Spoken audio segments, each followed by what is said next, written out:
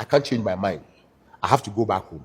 So right after, and let me tell you this, when I finished school, I called my mom and my sister.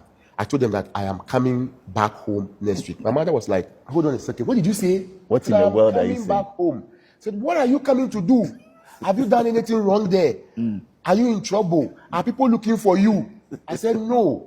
They said, so why? People are in a queue waiting to get embassy visa to go. at the embassy trying to get visa to go. And you are there. And you said you are coming. Why?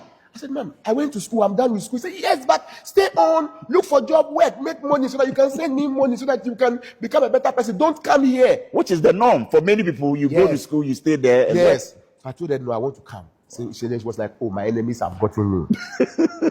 my mom was like, the enemies have gotten. It must have been a tough one for you. It was a very tough one. Because you love your mom and you were actually going against her will. Yes. So it was a very tough decision. At a point, I almost nearly changed my mind, but I was like, no, I had to go. So I realized that they were not willing to come to terms with me that I was coming back home, okay? So I just left them. I'm like, well, when I get to Ghana, I'm already in Ghana. We'll figure it out. So a day before I left, I called them and told them that I am actually coming and my flight is landing at this time, so they can come for me. So when I came to Ghana, I didn't know what to do. I had to figure out things, understand, because I've left the system, so I had to spend some months to adjust into the system a little. But there's something intriguing that happened. So in Colegono, where we lived, when someone comes from the UK, Europe, US, or what have you, people in the community perceive you to be somebody who is rich. Oh. They assume that once you that's the perception. That's the perception in the local community there. So I realized that many people were coming to knock on my door and ask me to lend them like 500 cedis, 1,000 cedis, 2,000 cedis. Some they want 500 cedis to pay their children's school fees. They'll give it to me when the month ends. Okay. Some come for ask me for 2,000 to pay a medical bill for their sick child or spouse, and they'll give it to me at a particular date. And I was getting many of these requests because they perceive that I have money because I've come from Europe. And I've also learned in the business school that these things, when they come, they are opportunities. Where there are problems, there are opportunities. When you find a problem, you face it, it's a business opportunity for you. So then I was like, okay, if these people will come to me asking me for 500 cedis, 1,000 cedis, 2,000 cedis at a particular, for them to pay at a particular date, why don't I rather set up a business formally to give them these 500 cedis, 1,000 cedis, 2,000 cedis? This is interesting because for many it would have been a problem and you would have written them off and sacked them. You saw a business opportunity in there. I had never worked in any financial institution before. I had no knowledge of running a financial institution. I have no banking experience or what have you. This is how I encountered. And you were how old? Because you must have been in your 20s, right? I started my company with 24 years. 24 years? Yes. You're a visionary. Yes. So 24 years, I was like, okay, if this is what these people in my community are coming to ask, then let me register a business where the business was called Quick Credit. So I set up Quick Credit. And okay, come now formally. I announced to all of them that if you need money, come and let me give you. But guess what? I didn't have money anyway. I was going to ask you, where did you get the funds from then? I didn't have money anyway. I was having very little money then. It's about $1,000. And so what I did was that there was a small shop in front of my grandfather's house where we all lived. You know, my mom and my aunties and uncles and like. So I asked my mother to give me access to a small space there. That is where I started. In that shop? In that shop. Where I started. So you didn't have a formal office? No, I didn't. It was just a tabletop business when you started? Tabletop business. And you're kidding me? That's where I started, yeah. Well, the office is just the size of where we are sitting, right here. Just a small place here. Wow. And that's where we started. So it was just about 2 of us who started the business. Wow. And what I did was that when I was coming back from the UK, those days was the era of plasma TV.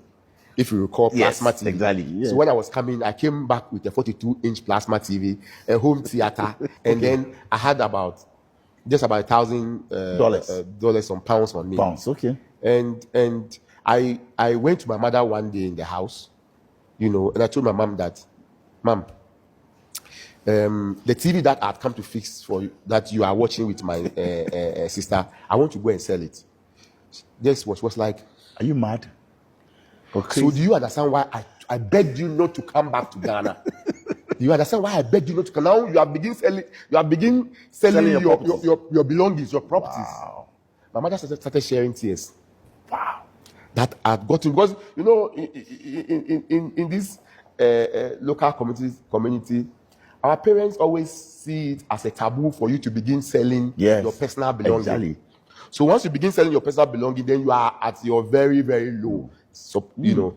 So I told her, yes, I want to go and sell it. She shouldn't worry.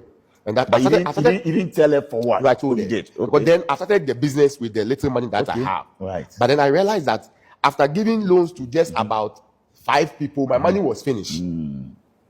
I had given loans to 5 people, my money was finished. And there was still demand. So I needed to generate money through other means to invest into the business for growth. My mother was watching me. I started on fixing this TV, placed it in the box, and I took it to Accra Post Office. There's a place they call Zongo Lane. Cow Lane, there's Zongo Lane there. I took it there. Those days when you take a plasma TV by 30 minutes, it was at that time, plasma TV was a hot commodity. Yes. Once you took it there by 30 minutes, they would have given you money because there's somebody ready to sell to. So I took it there, the home theater, I took everything and sold them. You sold everything on the day. I sold them the same day. I went by 2 hours. I sold the money. I bought them. And the next day, I had customers in line that I had to call them and say, "Come for your family didn't have a TV to watch, no music to listen to, or radio, because you've sold all those items. home theater." You were not bothered. And I was very bothered. I was very emotional about it. I was very, very down when I was doing that. I wasn't really stubborn about it at all. One of the best moments in my life was when I replaced that TV. So about 6 months or say 8 months down the line, You did. the 42-inch TV that I sold, I brought them a 50-inch TV back. Wow. Yes, I brought them a home theater, and now business was growing, business was doing well, so I could afford a whole lot of things. Today you can buy 1 million plasma TVs if given the chance. Why? DNE TV live on your social media handle, Facebook and everywhere you go. So open content, open so what see the course of Ghana through social media. There a DNE. D stand for Daniel, E stand for Emmanuel. DNE. Ye huegum kunyai.